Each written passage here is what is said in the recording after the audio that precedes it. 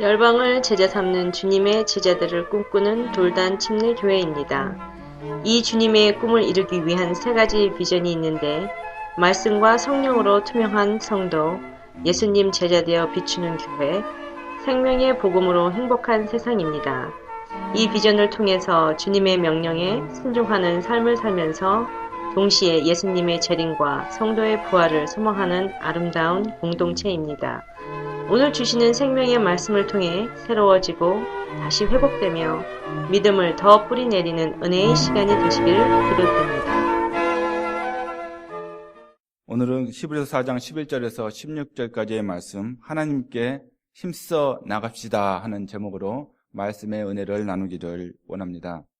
여러분들 그 스쿨버스에서 스탑 사인이 이렇게 날개를 활짝 펼치면 여러분 어떻게 합니까? 멈춰야 됩니다.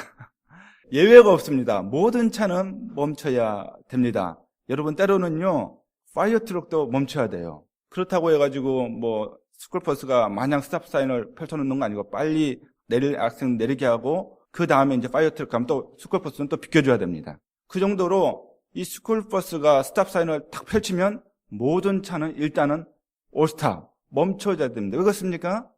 학생들의 안전을 위해서 그렇습니다. 그 스쿨버스 안에는요, 내 아이가 타고 있을 수 있는 거예요.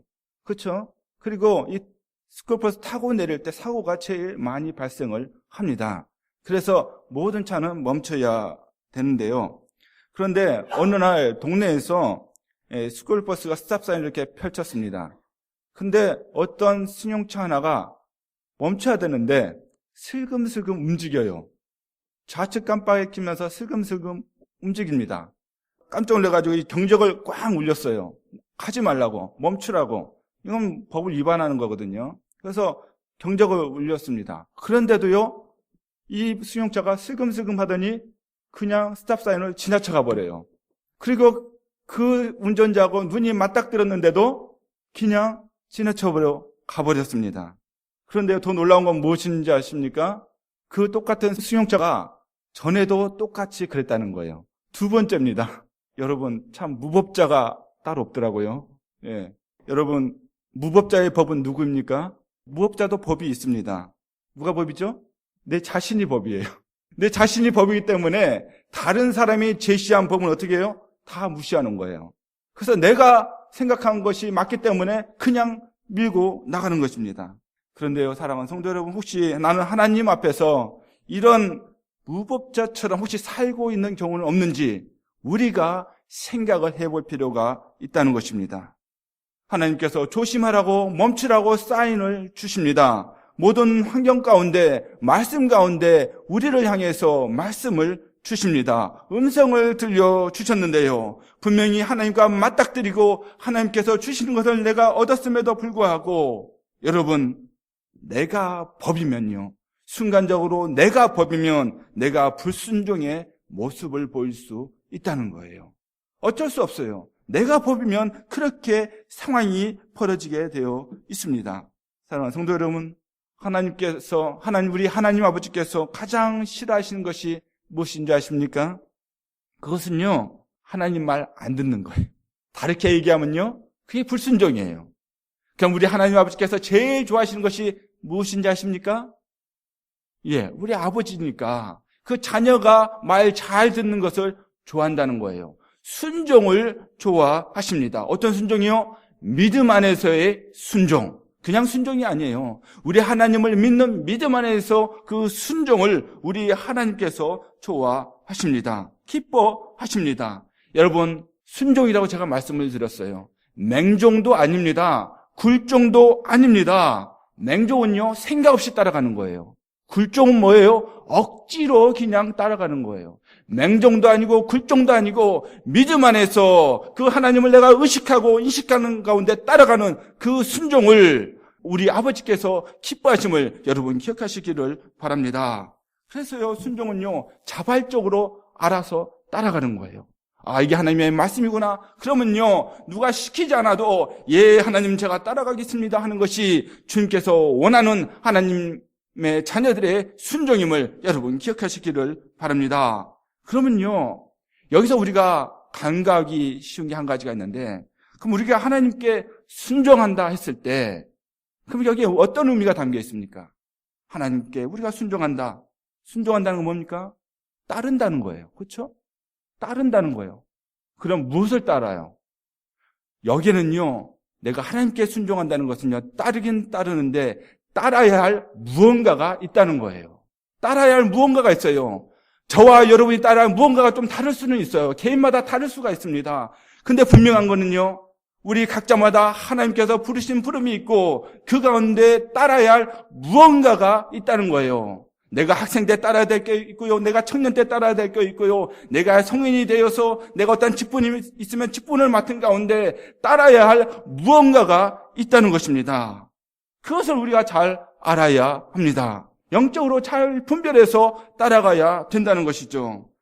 그럼 우리가 그것을 어떻게 알 수가 있습니까? 뒤따른 질문은 그것일 것입니다. 그럼 어떻게 그것을 우리가 알 수가 있습니까? 오늘 우리가 히브리서 4장을 읽었습니다.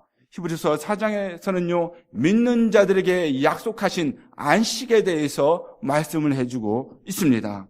여호수아에게 말씀하신 어떤 안식의 땅이 아니라 하나님께서 믿는 자들에게 약속해 주신 그 안식에 대해서 말씀을 해 주십니다. 예수 그리스도를 통해서 우리에게 허락하신 영원한 안식에 대해서 4장에서 말씀해 주고 있다는 것이죠. 이 안식은요, 불신앙으로 불순종으로 절대 얻을 수가 없습니다. 오직 예수를 믿고 순종하는 자에게 주시는 영원한 안식, 영생이라고 말씀해주고 있습니다. 그렇기 때문에 영원한 안식을 얻은 자들이 불순종하지 않는, 불순종하는 삶을 살지 않기 위해서 우리가 해야 될 것들이 있는데 오늘 본문에서 그것을 말씀해주고 있습니다. 그렇기 때문에 오늘 본문은 굉장히 중요하고요, 우리에게 많이 알려진 말씀이기도 합니다. 그래서 온전한 순종의 삶을 살기를 원한다면 첫 번째로요, 하나님의 살아있는 말씀 앞에 힘써 나가야 될 줄 믿습니다. 자, 우리가 무엇에 힘써 나가야 된다고요? 하나님의 살아있는 말씀에 힘써 나가야 될 줄 믿습니다. 여러분, 하얀 것은 종이요, 까만 것은 글씨가 아니에요. 우리가 보는 이 성경은요, 하나님의 말씀임을, 살아있는 하나님의 말씀임을 여러분 믿으시기를 바랍니다. 하나님의 말씀은 마음 가장 깊은 것도 짚어주십니다. 우리의 마음의 가운데 있는 어떤 것이든지 내가 정말 순종하고 있는지 불순종하고 있는지 그것을 하나하나 판단해서 짚어주시는 하나님의 말씀이라는 것이죠. 우리 12절 말씀 함께 읽겠습니다. 12절 말씀. 하나님의 말씀은 살았고 운동력이 있어 좌우에 날선 어떤 검보다도 예리하여 혼과 영과 및 관절과 골수를 찔러 쪼개기까지 하며 또 마음의 생각과 뜻을 감찰하나니. 아멘. 여기 말씀 보시면요, 하나님 말씀은 살았다 하면서 마지막에 뭐라고 말씀합니까? 감찰한다. 우리의 마음을 감찰한다고 이렇게 말씀하고 있는데요, 감찰한다는 의미가 뭐냐면 판단하신다는 의미예요. 우리의 마음의 가장 깊은 곳에 무엇이 있습니까? 우리의 생각과 우리의 뜻이 우리의 마음 가장 깊은 곳에 있어요. 그것을 판단해서 짚어주시는데 무엇이요? 오직 하나님의 말씀이 그렇게 해주심을 여러분 기억하시기를 바랍니다. 오직 하나님의 말씀만이 정확하게 짚어줄 수가 있다는 것이죠. 물론 어떤 분은 그렇게 얘기할 수 있을 거예요. 아니, 세상에도 판단해 주는 사람 많이 있잖아요. 예를 들면요, 경기장에서는 누가 판단해 줍니까? 경기장에서는 심판이 그 선수가 그 규칙을 위반했는지 안 했는지 심판도 판단해 주지 않습니까? 또 어떤 사람은요, 법정에서는요, 우리 법관이, 재판장이 정확하게 그 사람이 잘못을 했는지 안 했는지 판단을 해주지 않습니까? 또 어떤 사람은 이렇게 얘기할 수 있을 거예요. 아니, 도로에서는 경찰관이 이 사람들이 법규를 위반했는지 안 해줬는지 그 사람도 잘 판단해 주지 않습니까? 여러분, 물론 우리가 이러한 판단들은 기본적으로 우리가 존중을 해 주어야 합니다. 그러나요, 우리가 생각할 것은 이러한 판단들은 완벽한 판단은 아닌 것 같다는 말이죠. 여러분, 심판들도 오심할 때가 있습니다. 여러분, 판사들도 그 성향에 따라서 그 판결이 달라지는 경우도 있다는 말이죠. 여러분, 경찰관의 판단이 또한 상황에 따라 바뀌는 경우도 있다는 것입니다. 이것이 무엇입니까?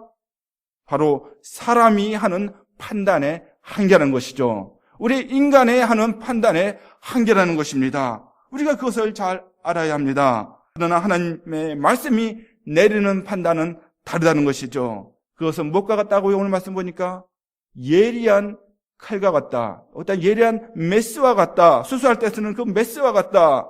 그런 말씀을 해 주시고 있는데요. 오늘 본문에서는 그보다 더 예리한 것이 바로 하나님의 말씀이라고 우리에게 가르쳐주고 있습니다. 나눌 수 없을 것 같은 홍과 용도 나눠버립니다. 관절과 골수를 나눌 수 있다고 말씀하고 있습니다. 물론 비유죠. 정말 우리의 마음 가장 깊은 것, 그런 것까지 짚어줄 수 있는 것이 바로 하나님의 말씀이라고 오늘 성경은 우리에게 가르쳐주고 있습니다. 사랑하는 성도 여러분, 그런데요, 이 말씀에 우리가 너무 무감각하게 살아서는 안 될 것 같아요. 여러분, 이 말씀 보시면 좀 두려운 마음이 들지 않아요? 때로는 저는 두려운 마음이 듭니다. 우리의 가장 깊고 깊은 그곳까지 다 아시는 거예요. 다 판단하실 수 있고요. 다 생각을 하고 계신다는 말씀입니다. 특별히요, 이 말씀은요, 적당히 종교생활 하려는 분들에게는 굉장히 두려운 말씀이 될 수가 있습니다. 왜 그렇습니까? 적당히 영적으로 보이려고 하는 분들에게는요, 이것은 굉장히 두려운 말씀이 될 수 있다는 거예요. 여러분, 겉은 순종의 모양이지만요, 속은 불순종으로 살아가는 사람이 있을 수 있다는 것입니다. 겉은 영적인 모양이지만요, 속은 육적인 그런 마음으로 살아가는 사람이 있을 수 있다는 거예요. 성경은 그것을 우리에게 말씀해주고 있습니다. 디모데후서 3장 5절 말씀 함께 읽겠습니다. 시작. 경건의 모양은 있으나 경건의 능력은 부인하는 자니 이 같은 자들에게서 내가 돌아서라. 아멘. 이것은요, 사도 바울이 디모데에게 편지를 보내면서 말세가 되면 이런 사람들이 많이 나타난다고 그러면서 경고의 말을 하고 있는 말씀입니다. 정말 경건의 모양이 있지만 경건의 능력을 부인하고 정말 부모를 공경하지 않고 정말 다른 사람들을 참수하고 정말 속이는 그런 사람들, 경건의 모양은 있어요. 그렇지만 그들의 삶은 세상 사람들과 전혀 다를 바 없는 그런 사람들이 말세에 많이 나타나게 된다는 말씀입니다. 그런 자들에게서 돌아서라. 그런 자들과 할 것이 별로 없다는 것이죠. 어쩌면요, 그러한 영혼들은 구원받지 못한 영혼일 수도 있습니다. 사랑하는 성도 여러분, 하나님께서 말씀하신 단순한 진리를 여러분 꼭 기억하시기를 바랍니다. 그것은 무엇입니까? 심은 대로 거둔다는 것이에요. 영을 심으면 무엇으로 거둡니까? 영적인 것으로 거둘 줄 믿습니다. 육적인 것을 심으면 어떻게 됩니까? 육신적인 것을 거두게 됩니다. 너무나 평범한 진리이고 너무나 정확한 진리가 아니겠습니까? 지금은 그것을 말씀하고 있습니다. 경건의 모양을 쓰나 경건의 능력을 부인하는 자니 이 같은 자들에서 내가 돌아서라고 성경은 말씀하고 있다는 것입니다. 여러분, 그래서요, 경건의 모양이 있어도 육적인 것을 보이면서 산다면 뭔가가 문제가 있다는 겁니다. 신앙이 병들었거나 아니면 신앙생활하는 가운데 뭔가 복잡한 일이 있다거나 여러 가지 어떤 우리가 알지 못하는 뭔가 문제가 있을 수 있다는 거예요. 그래서요, 우리가 힘써서 나가야 할 것이 있다는 것입니다. 그것이 무엇입니까? 바로 하나님의 말씀 앞에 우리가 힘써서 나가야 될 줄 믿습니다. 여러분, 여기서 힘써야 된다는 것은요, 열심을 내야 된다는 거예요. 열심을 내야 된다는 것입니다. 하나님 앞에 나갈 때, 하나님의 말씀 앞에 나갈 때 우리에게 열심이 있어야 된다는 것입니다. 하나님의 말씀을 듣고 묵상하고 배우는데 열심이 있어야 된다는 것입니다. 그래야 바로 현재 내가 누구인지 정확히 알 수 있기 때문입니다.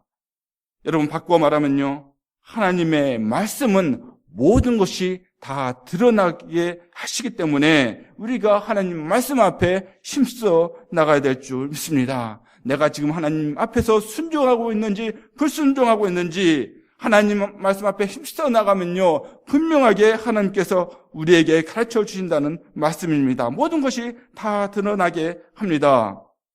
우리 13절 말씀 함께 읽겠습니다. 시작. 지으신 것이 하나라도 그 앞에 나타나지 않음이 없고 오직 만물이 우리를 상관하시는 자의 눈앞에 벌거벗은 것 같이 드러나느니라. 아멘. 제가 지금요, 어금니 이 치료를 지금 하고 있습니다.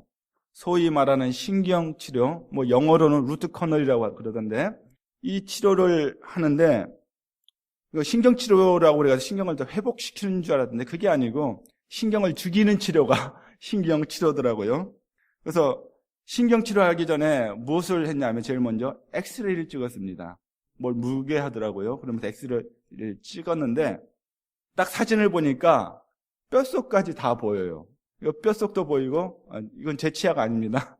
뼛속까지 다 보이고, 그 뿌리도 보이고, 그리고 인펙션 생긴 데도 보이고요. 신경이 죽었는지 살았는지 이런 것들을 의사가 설명을 해 줬습니다. 그래서 치과 의사가 이것을 보고서 판단을 합니다. 치료를 어떻게 해야 될지. 그래서 제가 지금 신경치료를 받고 있고, 또 너무 이 사이가 좁아서 스페셜리스트한테 가야 된다고 그래요. 지금 또 치료를 받고 있습니다. 사실 제가 이가 아파서 제가 이 신경치료를 받기 시작한 게 아니고 정기검진을 받으러 갔다가 알게 된 거예요. 그래서 치료를 받고 있습니다. 그러니까 저도 모르는 사이에 제 이가 병들고 있었다는 것이죠. 저는 몰랐어요. 아픈 증상이 전혀 없었거든요. 여러분, 이런 것처럼 나의 마음을 하나님의 말씀에 비춰봐야 되는 그런 순간들이 우리에게 항상 있어야 됨을 여러분 기억하시기를 바랍니다. 무엇으로요? 하나님의 말씀으로. 정말 나의 마음 깊은 곳까지 볼 수 있는 정말 엑스레이처럼 모두 나타나게 하고 드러나게 하는 하나님의 말씀 앞에 우리가 힘써 나가야 될 줄 믿습니다. 그러면요, 내가 참으로 주님께 순종하는지, 참으로 정말 주님 앞에 불순종하고 있는지 다 드러나게 되어 있다는 것입니다. 내가 건강한 신앙생활을 하고 있는지, 병드는 신앙생활을 하고 있는지, 그런 것들이 바로 나타나게 되는데, 무엇 앞에서요? 바로 하나님 앞에서 드러남을 우리가 기억하기를 원합니다. 그렇기 때문에 오늘 13절 말씀을 보시면요, 우리를 상관하시는 자 눈앞에서 다 드러난다고 말씀해 주고 있습니다. 상관하시는 자는 바로 하나님을 말씀을 합니다. 정말 하나님 말씀 앞에서 사람들의 불순종과 죄악들이 성경을 보면요, 다 드러났음을 우리에게 보여주고 있습니다. 하나님의 말씀을 통해서 하나님께서 보내신 사람들을 통해서 그러한 죄악들이 다 드러났음을 성경은 우리에게 많은 예를 통해서 말씀하고 있음을 여러분 기억하시기를 바랍니다. 최초의 사건은 무엇입니까? 아담과 하와가 불순종했을 때입니다. 그때 그들이 숨었습니다. 그들이고 거짓말을 했습니다. 그렇지만 하나님 앞에서 그들의 불순종의 죄악이 다 드러났음을 여러분 기억하시기를 바랍니다. 아간은 어떻습니까? 아이성을 공략을 할 때 이 아간이라는 한 사람 때문에 이스라엘 군대가 패배를 했습니다. 그가 어떻게 했습니까? 그가 범죄하여서 하지 말라는 그 은과 외투를 그가 숨겼습니다. 그렇지만 하나님의 눈앞에서, 말씀 앞에서 그 불순종의 죄악이 백일하에 다 드러나게 되었습니다.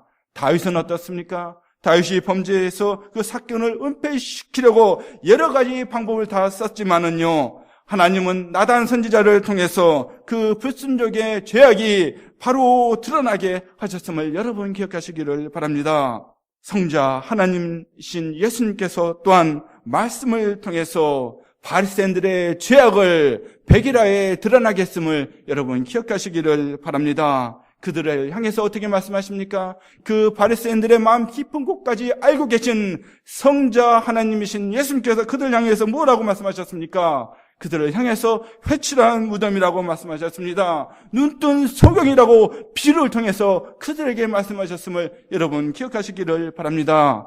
어떻게 이걸 다 아시나요? 어떻게 예수님께서 이 모든 것을 다 아십니까? 바로 하나님은 창조주이고 우리는 피조물이기 때문입니다. 창조주가 지으셨고 우리는 지음을 받았기 때문에 우리의 마음속 깊은 곳까지도 다 아시고 드러나게 하실 수 있는 분은 우리 하나님이심을 여러분 기억하시기를 바랍니다.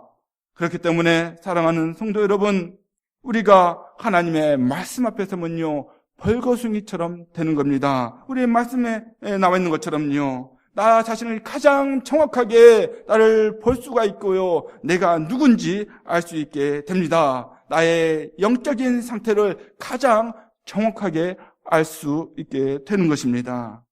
사랑하는 성도 여러분, 그래서요 우리는 힘써 하나님 말씀 앞에 서야 될 줄 믿습니다. 힘써서 그 하나님 말씀 앞에 서야 됩니다. 있는 모습 그대로 하나님 말씀 앞에 서시기를 바랍니다. 내가 꾸민다고 꾸며지는 게 아니란 말이죠. 내가 속인다고 속일 수 있는 것이 하나님이 아니라는 것입니다. 내가 있는 모습 그대로 나가시기를 바랍니다. 여러분, 그리고 내가 좋아하는 말씀이 아니고 내가 즐겨하는 말씀이 아니고 나에게 주시는 말씀을, 명령을 그대로 받으시기를 바랍니다. 여러분, 때로는요 내가 원치 않는 말씀을 하나님께서 허락하실 때도 있어요. 그러면요 그것이 나에게 주신 말씀이라면 그 말씀을 붙잡으시기를 바랍니다. 여러분, 그러면 힘들다고요? 그러면 어렵다고요? 그러면 안 된다고요? 내 생활이 엉망이 된다고요? 여러분, 그러면 그것이 무엇인지 아십니까? 바로 성경이 말하는 불순종이라는 것이죠. 다른 것이 불순종이 아니에요. 때로는 나와 불순 전혀 상관이 없다. 여러분, 혹시 그렇게 생각하며 살고 계십니까? 아니라는 것이죠. 하나님께서 나에게 주신 말씀, 이 순간에 주신 말씀이 있는데 내가 그걸 모른 척하고 무시하고 그냥 지나쳐 버린다면 그것이 바로 불순종일 수 있다는 것입니다. 여러분, 때로는 어려울지라도 그 말씀이 나에게 주셔서 내가 힘들지라도 모든 하나님의 말씀을 힘써 붙잡고 살아가시기를 바랍니다. 그래서 하나님의 말씀이 참으로 살아계신 하나님의 말씀이 나에게 유익하다 하는 고백과 정말 그러한 경험이 저와 여러분에게 있기를 주님의 이름으로 축원합니다. 두 번째, 온전한 순종의 삶을 살기를 원한다면요, 하나님의 은혜의 보좌 앞에 힘써 나가야 될 줄 믿습니다. 무엇 앞에 힘써 나가야 된다고요? 은혜의 보좌 앞에 우리가 힘써 나가야 될 줄 믿습니다. 여러분, 우리는요 어떤 존재들입니까? 우리는요 은혜가 필요한 존재들입니다. 하나님의 은혜가 필요한 존재들이 바로 우리 인간들입니다. 16절 말씀 함께 읽겠습니다. 그러므로 우리가 긍휼하심을 받고 때를 따라 돕는 은혜를 얻기 위하여 은혜의 보좌 앞에 담대히 나아갈 것이니라. 아멘. 만약 하나님의 은혜와 자비가 우리에게 없다면 어떻게 될까요? 너무 잘 알지 않습니까? 만일 우리가 살아가는데 하나님의 은혜와 자비가 끊어졌다면, 그 고리가 끊어졌다면 어떻게 될까요? 그럼 만약에요, 그렇다면요 참으로 비참한 인생이 우리의 인생일 것입니다. 정말 내 마음대로 살다가 정말 용서받지 못한 죄인으로 살다가 지옥의 형벌 가운데 빠질 수밖에 없는 것이 바로 우리의 인생이라는 것이죠. 여러분, 그렇지만요 그러한 인생 가운데 하나님께서 우리를 그냥 두지 않으셨다는 것입니다. 우리의 인생이 어떤 인생이었다고요? 에베소서 2장 1절에서 2절까지의 말씀, 여러분도 전에는 허물과 죄로 죽었던 사람들입니다. 그때 여러분은 허물과 죄 가운데서 이 세상의 풍조를 따라 살고 공중의 권세를 잡은 통치자 곧 지금 불순종의 자식들 가운데서 작용하는 영을 따라 살았습니다. 아멘. 여러분, 우리가 이렇게 살지 않았습니까? 여러분, 이것이 바로 우리가 예수 믿기 전에 우리들의 모습이었다는 것이죠. 불순종의 자식들이었다는 것입니다. 이미 죄로 인해서 심판받을 수밖에 없는 그런 인생이 바로 우리의 인생이었다는 것이죠. 그런데요, 예수님께서 십자가에서 정말 나의 죄를 다 대속하셨기 때문에, 그 사실을 내가 믿었기 때문에 하나님의 자녀가 되고 용서받은 죄인이 된 줄 믿습니다. 놀라운 하나님의 은혜를 우리가 받은 줄 믿습니다. 그런데요, 우리가 예수님의 자녀가 되었을지라도, 예수 그리스도의 자녀가 되었을지라도 여전히 은혜가 필요한 것은요, 우리가 여전히 불완전한 존재들이기 때문입니다. 여전히 불완전한 인간이기 때문에 하나님의 은혜가 필요하다는 것이죠. 아직도 우리 가운데 남아있는 옛 생품의 잔재들이 있습니다. 옛 성품의 모습들이 우리의 삶 가운데 불쑥불쑥 튀어나오는 경우가 있다는 것이죠. 그래서 우리가 하나님의 은혜가 필요하고요. 그래서 우리가 하나님의 은혜의 보좌 앞에 힘써 나가야 될 이유가 거기에 있습니다. 나의 죄를 그래서 하나님 앞에 자백을 해야 합니다. 성경은 그것을 우리에게 말씀해 주고 있어요. 어디서 잘못 성경을 가르치는 데서는요, 그런다고 하지요. 한번 내가 회개하고 구원받았던 것도 땡. 내가 하나님 앞에 자백할 죄가 어디 있어? 자백하면 그렇게 어리석은 믿음이 어디 있어? 너 구원받지 못했구나. 그렇게 얘기하는 경우도 있다고 그래요. 여러분, 그것은 성경이 가르치는 바가 아닌 줄 믿습니다. 자, 성경 보실까요? 우리가 잘 아는 말씀이에요. 요한일서 1장 9절 말씀. 만약에 이것이 잘못됐다고 하면요, 그들은 성경을 잘못됐다고 얘기하는 거나 똑같아요. 사도 바울이 얘기했는데 그럼 그 사람들은요, 사도 바울이 구원받지 못했다고 얘기하는 거나 똑같습니다. 요한일서 1장 9절 말씀 함께 읽겠습니다. 시작. 우리가 우리 죄를 자백하면 하나님은 신실하시고 의로우신 분이셔서 우리 죄를 용서하시고 모든 불의에서 우리를 깨끗하게 해 주실 것입니다. 아멘. 우리가 예수 그리스도를 믿음으로 구원받은 하나님의 자녀가 된 것 맞습니다. 우리가 저 영원한 생명을 얻은 것 맞습니다. 그러나 우리가 삶 가운데 짓는 죄들이 있다는 것이죠. 그것을 우리는 하나님 앞에 어떻게 해야 된다고요? 자백해야 된다고, 컨페스해야 된다고 성경은 우리에게 말씀하고 있습니다. 그럼 어떻게 해주신다고요? 우리를 깨끗게 해주시는 거예요. 깨끗게 해주십니다. 투명한 성도의 삶을 살아갈 수 있게 도와주신다는 거예요. 그렇기 때문에 우리가 은혜의 보좌 앞에 계속해서 나가야 될 이유가 됨을 여러분 기억하시기를 바랍니다. 우리를 순종의 길로 인도해 주실 분은 예수 그리스도밖에 없습니다. 그래서 그 은혜의 보좌 앞에 계속해서 우리가 나가야 된다는 것이죠. 성경 말씀과 더불어서 우리가 하나님 앞에 나갈 수 있는 길은 무엇입니까? 바로 그것은 기도입니다. 하나님께서 예수 그리스도의 십자가의 보혈의 공로로 마련해 주신 길입니다. 여러분, 속죄소, 다른 말로 하면 시은소라고 하죠. 그 지성소 안에 있는 그것을 시은소라고 합니다. 속죄소라고도 하고요. 즉 은혜를 베풀어 주는 그 자리까지 감히 나갈 수 있게 되었는데 누구를 통해서요? 바로 예수 그리스도를 통해서 그 길이 마련된 줄 믿습니다. 그러면 예수님이 어떤 분이기에 우리를 순종의 길로 이끄실 수 있을까요? 그것은요, 그분이 우리를 아시기 때문입니다. 예수 그리스도께서 우리를 아시기 때문에, 우리의 연약함을 아시기 때문에 우리가 그분 앞에 그분을 통해서 나가야 된다는 말씀입니다. 어떻게 해요? 그분은요, 인간이 경험할 수 있는 모든 것을 다 경험하셨기 때문입니다. 그래서요, 주님 앞에 나가면 대화가 됩니다. 대화가 돼요. 여러분, 여성분들한테 이 군대 얘기하면 도대체 그 대화가 안 되죠. 근데요, 여자분이 군대를 갔다 오면 또 대화가 될 수 있는 거예요. 그렇죠? 여러분, 요리에 관심 없는 사람한테 아무리 그 아내가 그 남편한테, 요리에 관심 없는 그 남편한테 아무리 요리에 대해서 말해도 그 대화가 되지를 않습니다. 그런데요, 그 남편이 어느 날 갑자기 요리에 관심을 갖습니다. 요리책을 꺼내들고 요리를 합니다. 그럼 아내하고 대화를 해요. 그럼 대화가 됩니다. 그렇죠?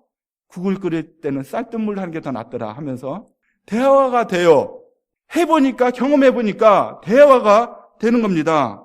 그런데요, 우리 예수님은요, 우리가 겪을 모든 시험을 다 거치셨다고 성경은 말씀하고 있습니다. 그래서 그분 앞에 나가면요, 대화가 된다는 말씀이에요. 대화가 됩니다. 그래서 우리는 힘써 은혜의 보좌 앞에 나가야 될 줄 믿습니다. 우리가 가야 할 길을 가르쳐 주실 수 있는 능력이 있다는 말이죠. 우리 15절 말씀, 우리에게 있는 대제사장은 우리 연약함을 체홀하지 아니하는 자가 아니요 모든 일에 우리와 한결같이 시험을 받은 자로되 죄는 없으시니라. 아멘. 여러분, 우리처럼 많은 시험을 다 당하셨는데요, 근데 다른 것이 한 가지가 있어요. 무엇입니까? 죄는 없으시다는 거예요. 그분한테는 죄가 없어요. 여러분, 장님을 인도할 수 있습니까? 없죠. 같이 구덩이에 빠질 수 있어요. 여러분, 죄 있는 인간을 인도하는 것은요, 한계가 있다는 것이죠. 구약시대에는요, 대제사장이 제사를 지냈죠. 죄 있는 사람을 대신해서 하나님 앞에 그가 나갔는데요. 근데 그 사람이 어떻게 제사를 지냈는지 아십니까? 먼저 자신의 죄를 위해서 먼저 제사를 지냈어요. 대제사장이지만 대제사장도 죄인이거든요. 자기를 위해서 먼저 제사를 지내고 그리고 온 다른 사람을 위해서 제사를 지냈다는 것이죠. 그것이 바로 인간의 모습입니다. 그런데 예수 그리스도는요, 죄가 없는 대제사장임을 여러분 기억하시기를 바랍니다. 오늘 본문 14절 말씀을 보시면요, 예수님을 향해서 뭐라고 말씀하시냐면 그냥 대제사장이 아니고 큰 대제사장이라고 말씀하고 있음을 여러분 유념하여 보시기를 바랍니다. 여러분, 구약에 나와 있는 대제사장과는 비교가 안 된다는 것이죠. 그래서 더 큰 대제사장이라고 표현을 하고 있습니다. 그리고 단 한 번의 제사로 우리의 모든 죄를 다 사해 주셨습니다. 구약시대의 대제사장은 매번 나가서 자신을 위해서 제사 지내고 백성들을 위해서 제사 지내고 매번 그런 일을 반복을 했습니다. 그런데요, 예수 그리스도께서는요, 더 큰 대제사장인 우리 예수 그리스도께서는 단 한 번만 제사를 지내셨음을 여러분 기억하시기를 바랍니다. 히브리서 9장 26절 말씀 함께 읽겠습니다. 시작. 그리스도께서 그 몸을 여러 번 바치셔야 하였다면 그는 창세 이래로 여러 번 고난을 받아야 하셨을 것입니다. 그러나 이제 그는 자기를 희생제물로 드려서 죄를 없이 하시기 위하여 시대의 종말에 단 한 번 나타나셨습니다. 아멘. 몇 번이라고요? 단 한 번. Once for all. 이거 굉장히 중요한 용어입니다. 신학적으로도 중요하고요. 우리 믿음 가운데도 굉장히 중요한 단어예요. 단 한 번. 여러 번이 아니에요. 예수 그리스도께서는 죄가 없으시기 때문에 단 한 번으로 우리의 모든 죄를 다 사하셨음을 여러분 기억하시기를 바랍니다. 예수 그리스도보다 더 우리를 완벽하게 아시는 분은 없다는 것이죠. 그분이요, 우리의 영원한 멘토가 되십니다. 여러분, 이러한 확신이 있다면요, 그분 앞에 담대하게 나아가시기를 바랍니다. 담대하게 하나님의 은혜의 보좌 앞에 나서시기를 바랍니다. 그리고 조용히 그분과 대화하시기를 바랍니다. 때로는 질문해 보시기를 바랍니다. 여러분, 맨날 물질만 달라고 하지 마시고요, 정말 그분에게 더 중요한 근본적인 질문들을 해보시기를 바랍니다. 하나님, 내가 가고 있는 이 길이 정말 주님께서 원하시는 길입니까? 내가 지금 걸어가고 있는 길, 정말 주님께서 원하시고 기뻐하시는 길입니까? 내가 하는 말과 행동 가운데 고쳐야 될 것은 혹시 없습니까? 관계 가운데 내가 고쳐야 될 부분들은 없습니까? 주님, 제가 예수님을 닮기 원합니다. 제가 순종하기를 원합니다. 주님, 도와주시옵소서. 그런 대화를 주님 앞에 근본적인 대화를 나누며 가시기를 바랍니다. 그러면요, 주님께서 우리 마음 가운데 정말 성령님의 감동 가운데 주님께서 주시는 말씀이 있는 줄 믿습니다. 그러면요, 그 말씀에 순종하시기를 바랍니다. 말씀에 비춰봐서 맞는 말씀이라면 순종하시기를 바랍니다. 그래서 참으로 우리가 균형 잡힌 신앙생활을 하는, 정말 말씀을 배우면서 정말 은혜의 보좌 앞에 나가는 우리가 되기를 원합니다. 일본의 한 기업체에서요, 참 재밌는 얘기인데, 욕을 들어주는 그 화풀이 전화를 개설을 했다고 합니다. 어떤 욕을 다 받아주는 그런 전화를 개설했다고 해요. 그런 다음에 어떤 결과가 나왔냐면, 직원들의 이 스트레스가 풀어지고 그런 압박감에서 풀어져서 이 직업 능률을 실질적으로 향상을 시킨 예가 있습니다. 그리고 미국에서도요, 이 상당한 액수의 돈을 받고 무슨 말이든지 5분간 내가 들어주겠습니다 하고 광고를 했더니 이 주문이 굉장히 쇄도했다는 그런 이야기도 있습니다. 여러분, 억울함이나 내게 어떤 답답함이 있을 때 내가 누군가에게 털어놓으면요, 이 마음이 가벼워지는 것이 사실입니다. 그런 것을 우리가 느낄 수가 있습니다. 그래서요, 누군가 이렇게 대화를 하면서 다 털어놓으면요, 그 안에서요, 이 치유의 기능이 있다는 겁니다. 치유하는 작용이 있다는 거예요. 그래서요, 우리가 대화할 때도 때로는요, 허심탄회하게 대화할 필요가 있습니다. 가정이나 직장에서나 교회에서나 정말 공동체에서는요, 그러한 비상구가 항상 필요하다는 것이죠. 그래서 교회에서는요, 우리가 어떤 목장 모임, 구역 모임 이런 것들이 그러한 역할을 저는 충분히 할 수 있다고 믿습니다. 그런 모임을 통해서요, 서로 중보기도하며 서로 기도 제목을 나오며 기도해 주는 가운데 치유되어지는 경우가 많이 있기 때문입니다. 그러한 사랑 가운데 서로 중보해 주는 가운데 구원받는 역사도 하나님께서 일으킴을 보게 됩니다. 여러분, 우리의 마음 가운데 무엇이 있든지 정말 하나님 앞에서든지 정말 사람 앞에서든지 고백되어지며 늘 투명하게 살아가고 치유되어지는 저와 여러분이 되기를 주님의 이름으로 축원합니다. 내 자신이 법이면 우리는요, 어떻게 살아가게 된다고요? 무법자로 살아가게 되어 있습니다. 단순간에라도 내가 주인이면요, 내가 그 순간 무법자가 되는 것입니다. 하나님의 법도 무시하는 불순종의 삶을 살게 됩니다. 하나님께서 좋아하지 않으시는 것을 내가 그 순간에라도 할 수 있다는 것이죠. 아직 예수 그리스도를 참으로 나의 구주요 주인으로 모시지 않는 분들이 계시다면 내 인생의 주인을 예수 그리스도로 모셔드리기를 바랍니다.